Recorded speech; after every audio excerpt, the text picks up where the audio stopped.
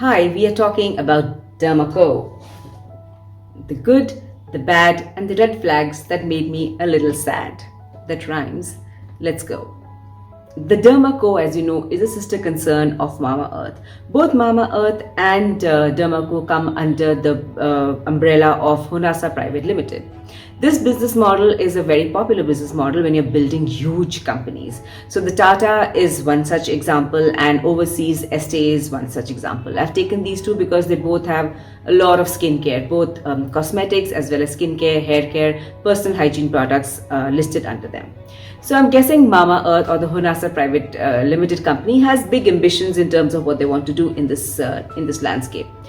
Great, it spells really well for the beauty or the skincare ecosystem in the country, which is really galloping at a very fast pace.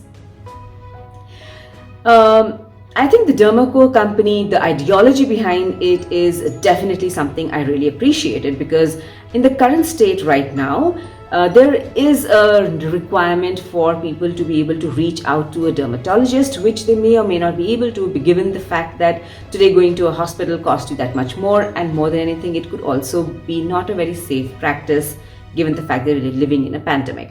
So it's a great initiative for making a dermatologist available to anybody online. What I really liked, and I think requires to be appreciated, is the fact that there is an acknowledgement that acne requires medical attention. I've been going on about this from the time I started talking about on the channel that acne is really a skin disease. Acne requires medical attention. It requires attention to how your hormonal profile is, how your health is doing, and what your nutritional needs are, and then comes skincare. Skincare is equally important, but skincare becomes more efficient and really helps you when you understand what's happening inside. So given the fact that we now have a skincare company which is also giving you dermatologist on cue, I think it's a great move in terms of acknowledging that agar aapko acne hai, please talk to a dermatologist first. It is incredibly important. And get your health checked. So kudos over there, completely industry first, and a fantastic step for the beauty ecosystem. Now let's come to the products. Among the first products that I want to discuss is their moisturizer with HA and ceramides. I think it's a great combination, and you do require ceramides when you have acne issue, because ceramides help repair your skin barrier, and when you have acne, the skin barrier is compromised to a great extent. So a great lineup. However, I think they are carrying forward a lot of the Mama Earth philosophy of product composition. So you have all the fillers and the ingredients right on top, then you have the good ingredients somewhere at the bottom or somewhere even lower below than that. So that is a little bit of a concern for me when you see this moisturizer. In terms of the great ingredients, it's got glycerin, which is great. Then you have the phenoxyethanol, which is at 1%, and below that comes the ceramides.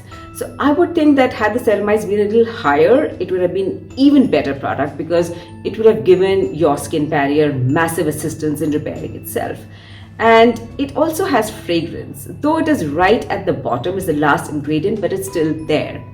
When you have acne, it is just not recommended to have fragrance, and it's not going to help your skin fight acne better. So if they could just drop the fragrance and maybe move ceramides a little higher, I think this is a wonderful product. Currently, I would put it at a between 2.5 on a 5, but if they were to do away with the fragrance and recompose it to have ceramides higher, it's a great product composition. The next product we're discussing is the niacinamide. The niacinamide composition is really good. It's good in the first glance, and then you start going to the ingredients, and then you find, of course, fragrance.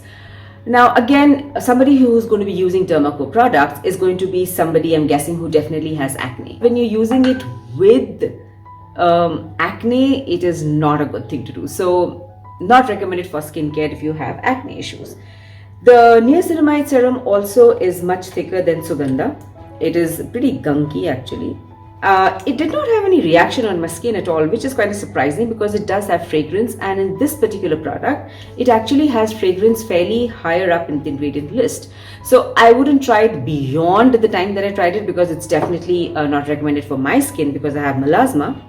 But as you can see, it's fairly thick, so you require less quantity of it, and it goes on very smoothly. It also has urea in it, which can cause irritation to some kinds of skin, especially when you have sensitive skin. It can cause irritation.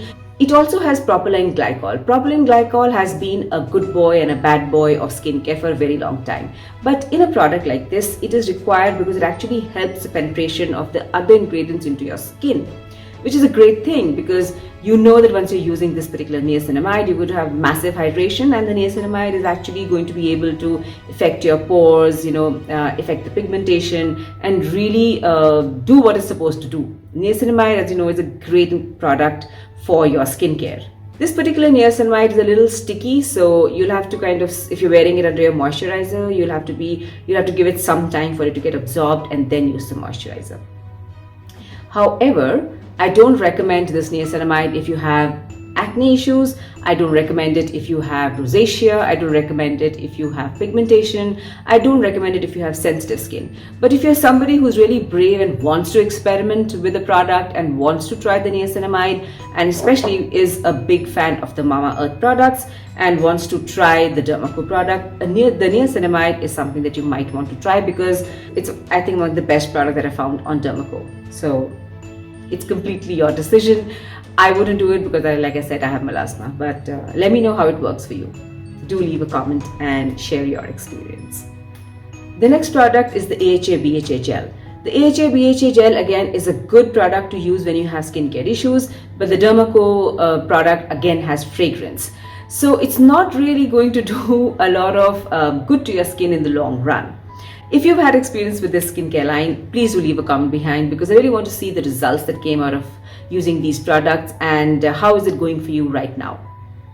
What I really like is the fact that they've combined the products with a lot of medicinal products as well, and that is what acne fighting requires. You do require a combination of medicines like adaplene, which is actually a retin-A or a vitamin A derivative, and then it has clindamycin, it's got benzoyl peroxide.